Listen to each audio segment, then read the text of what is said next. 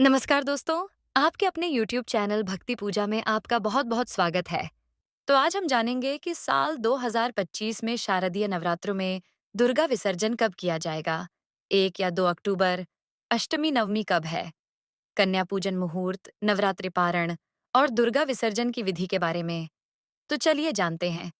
शास्त्रों के अनुसार 9 दिनों तक चलने वाली नवरात्रि पर्व के दौरान जिस तरह विधि विधान के साथ पहले दिन घट स्थापना की जाती है, वैसे ही विधि विधान के साथ दुर्गा प्रतिमा का विसर्जन भी किया जाता है।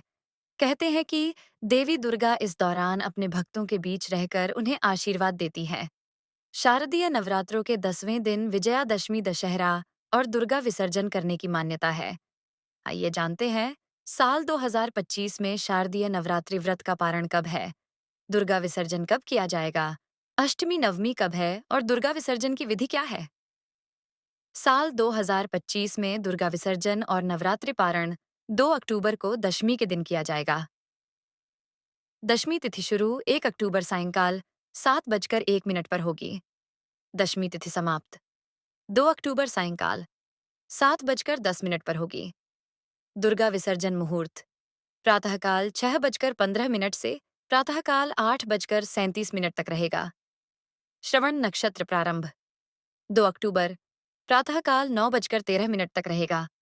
श्रवण नक्षत्र समाप्त 3 अक्टूबर प्रातःकाल 9:34 पर होगा। और इसी के साथ हम जानेंगे दुर्गा अष्टमी कन्या पूजन मुहूर्त। तो चलिए जानते हैं।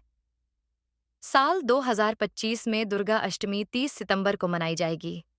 ब्रह्म मुहूर्त प्रातःकाल 4:37 से प्रातःकाल 5:25 तक रहेगा। अभिजित मुहूर्त प्रातःकाल 11:47 से दोपहर 12:35 तक रहेगा। कन्या मुहूर्त सुबह 9:12 से दोपहर 1:40 तक रहेगा। संधि पूजा मुहूर्त शाम 5:42 से शाम 6:30 तक रहेगा। और इसी के साथ हम जानेंगे दुर्गा नवमी कन्या शुभ मुहूर्त। तो चलिए जानते हैं।